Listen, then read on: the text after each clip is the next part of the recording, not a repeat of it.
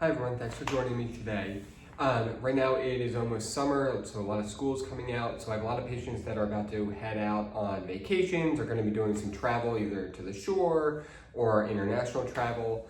So I have a lot of suggestions for them about traveling, what to bring, what they can leave at home. So here today I want to talk about two products I often recommend to patients that are pretty portable and lightweight. They can fit in a book bag or a carry-on. And offer a good non-pharmacological way or non-medication way to treat and manage some of your symptoms related to like neck pain or headaches. So here are the two products. The one is the Neck Hammock. This one is a portable cervical traction device that hangs onto a door. So I'll demonstrate this in a little bit. And then the other one I like to recommend for patients is the HeadaTerm as well. This is a neuromodulation device.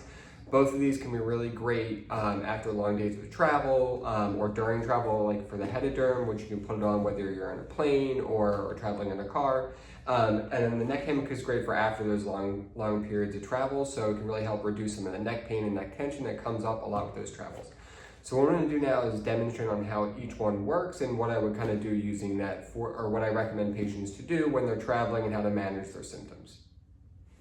So the first one we'll talk about is the HeadaTerm 2. This one's great for during and during travel, like while you're going to the location you're going to, or even while you're there.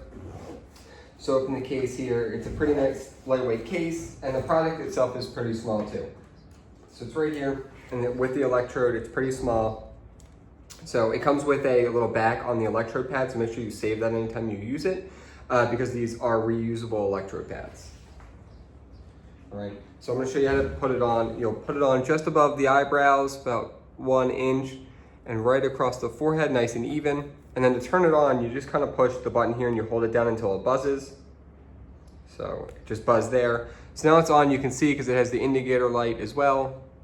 All right, and then we're going to get it started.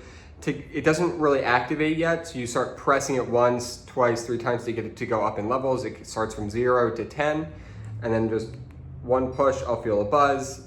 I don't really feel anything starting. 2, I hear another beep. I don't really feel it yet. 3, I'm starting to feel a little tingling in the forehead. Let me try 4.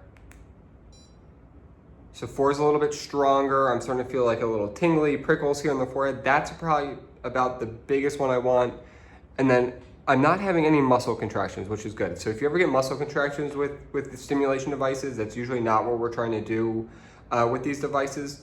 So make sure if you're starting your muscle contractions, you want to turn down the intensity level. It shouldn't be engaging the motor nerve fibers. It should only be engaging the sensory nerve fibers. So I'm going to try number 5.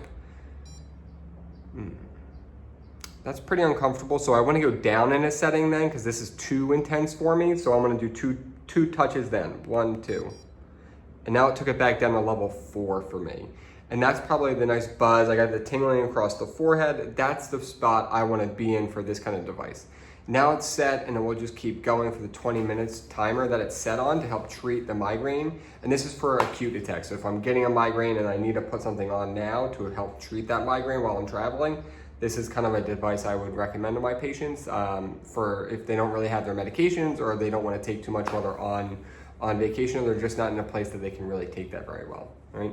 So then to turn it off, you just hold until you feel the buzz again, and now it's off. So then I would just kind of put it away.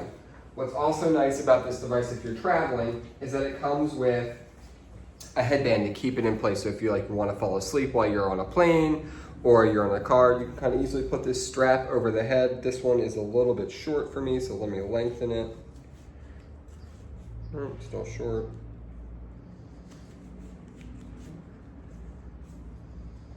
Here we go. It's all tangled up. There we go. All right. So then I would just put this right back on over my head. Now that helps it hold in place. So that would be a nice way to make sure it doesn't fall off if you want to take a little nap while you're wearing it. Let me get that back lined up. There you go. Good. All right, so here's the second product. It's the Neck Hammock. The reason I'm over this way is because it'll actually attach to the door handle here. It comes in a carrying case. It's pretty small, probably less than a pound, or about a pound. It kind of unstraps, and then you want to put it over the back of the door. It has a little hook here for that, so I'll show you guys that. Here, attach over the back of the handle, and then I'm just gonna shut the door. I'd also make sure that if I was doing this in like an apartment or a hotel or an Airbnb, that I'm locking the door to make sure that door doesn't pull back open on me, right? For the settings, let me look with the camera here for you guys so you can see. You want to have it hanging about 2 inches off the floor to get it set up. This is on the floor, so I want to shorten it a little bit. I'm just going to pull the strap here, raise it up a little bit. That's a little too tall. So let me come down a bit.